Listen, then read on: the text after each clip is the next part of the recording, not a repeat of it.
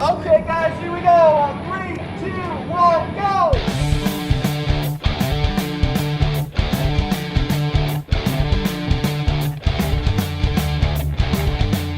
I am here with Christopher Townsend, the visual effects supervisor for Mar-Vell Studios, Captain Mar-Vell. Thank you so much for talking with us. You're very welcome. We are here in the Frank G. Wells building on the Disney lot, and this is where the magic happens, right? This is where some of the magic happens. The edit suites are up there, the directors are up there. Sort of every day we're all getting together and talking about the film and how to make it better. So there are so many fun things to tackle in this film in particular because you have other worlds, you have aliens, you have superpowers. I want to talk a little bit about Captain Mar-Vell's powers. We see in the very first trailer her binary powers come to life. It's really, really exciting to see, Yeah. but there's so much to that. So if we sort of look at the first shot, where do you even begin to come up with a concept for what that power is?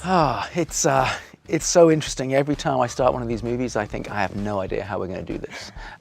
So you literally start with a blank sheet of paper in terms of what we can do. You look at the comic books, you look at video games, you look at art, you look at all these different things. We have a visual development department here at Mar-Vell who works on all the character designs for all the movies. And I think that one of the first things they do is start amassing all this reference and start illustrating and drawing up these individual ideas and these frames.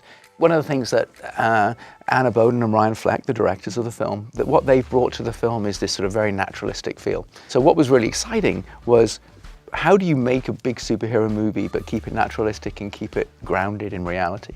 We were fortunate enough to have the ability to shoot Brie Larson, who is Captain Mar-Vell, when she was shooting on a test for another film. We photographed her in what we thought were some good poses and shooting some Photon Blast and taking into a binary power and all this kind of stuff. And we started working on the effects. We brought that footage into the computer, and we took scans of Brie so that we knew all her dimensions and photographs of her, and we could actually build a physical CG model or a CG model of her that then matched her real model, her real body.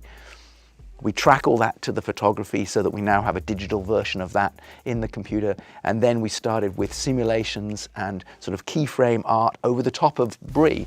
And then we started working on simulations and many, many layers and many months of work, just trying to create the look of trying to find something which she doesn't look like she's on fire. She can't look, her energy has to feel strong. We can't go over her personality. So it was really trying to find all those bits and pieces. And then once you have that idea of what you want it to look like, you guys have put it through all of those layers, and you start shooting, how do you use practical elements like lights and those sort of things to help the visual effects process? It's always really tricky of knowing, well, where do you use interactive light and when don't you? And so one of the things we had designed for the set and for Brie were these big sort of light bracelets that she wore, which is LED panels of lights on her wrists. And sometimes we even put them on her body so that she could interactively light up the environment that she was walking through, but also she could light up her face. So a lot of her body is then digitally replaced or enhanced. But obviously we want to keep her face and we want to keep the performance that she's giving. So often it's very useful to have sort of when she's moving around with her lights on her wrists that you have the light moving appropriately. Well, I love it. It is very punk rock.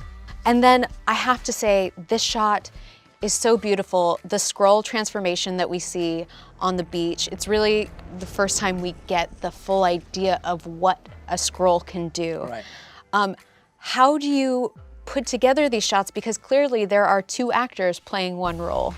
It was interesting. It was one of the first transformation we did, the first shape-shifting we did. And Ben Mendelsohn's our sort of lead Skrull.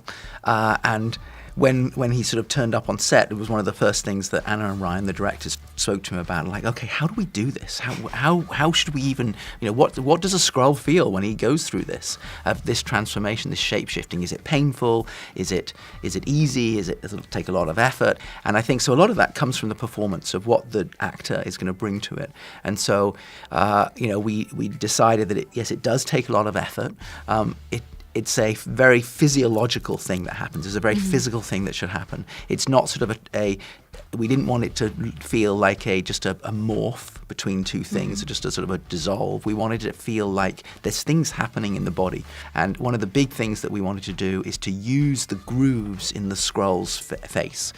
The way they've always been illustrated, they've got these big grooves in the chin and their sort of lines. So we really wanted to use that and have that be sort of almost splitting apart, and then the other character sort of bursting out from within.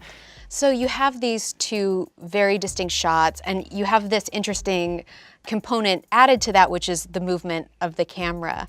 It seems like it must be such a long, sort of painstaking process. How many iterations does a shot like this go through? Well, there are probably there are dozens of people that are working on a shot like this. It only took, we had 1 day to shoot it, the entire sequence. And Perfect. I know. So it's always a little bit rushed when you're dealing with light. And we wanted it was supposed to look like sunrise. Well, in fact, it's sunset, because that's the only time we could get there for the actual shoot. So it's somewhat chaotic when you're actually trying to shoot this. And then artists sit down and then they're starting to really work on it. So it's probably, I think we got to version 350 or something that they were finally submitting. Now, we haven't seen all of those versions. They've done many versions internally, and that they're turning things around very quickly themselves. But it's a phenomenal amount of work that goes into a shot like that. And the painstaking work that goes into individual, the hairs, the way her hair grows, halfway through the process, I said, wouldn't it be kind of fun if her hair just starts in a bun and then just falls down rather than just growing out of her head? So you're making it up as you go, when you're thinking about it, and it's never sort of, you don't go in with a plan of exactly how it's going to go. You're reacting to what you see. So it's a fascinating process. I have a feeling this next character got you into a real hairy situation, because it's Goose the cat. Cat actors, I assume, have some limitations that human actors don't. How much of Goose is visual effects, and how much of Goose is your wonderful cat actor, Reggie? Reggie. Well, it wasn't just Reggie. So the complicated thing was there were 4 cats on set. And Reggie was our hero cat, but there was another cat that was good for being held, and there was another cat that was good for sitting. And so some of the shots are, when the cat is floating. Obviously, it's not real, and because a real cat can't do that. But there are other shots where the cat is on somebody's lap and just sitting there and doing cat things. And a lot of that isn't the real cat either. A lot of that is the computer-generated cat. I think there were about 100 or so shots in the movie of the cat, and I think 70 of them are CG. Wow. So about 2/3 of the shots are virtual. I've seen this side-by-side shot of the VFX cat and the real-life cat. I personally cannot tell them apart. How do you tell them apart? One of them has got a collar on. So that's the big tell. That's the big tell. One of them has the collar and one of them doesn't. But, yeah. What if you take off the collar? Then it gets tricky. And that's the whole point, right? That's what we're trying to do.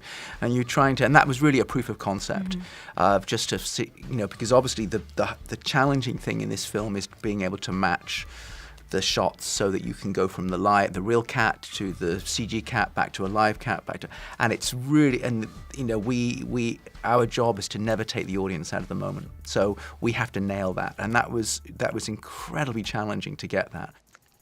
I love it through that lens so much. And you guys go see Marvel Studios' Captain Marvel in theaters now.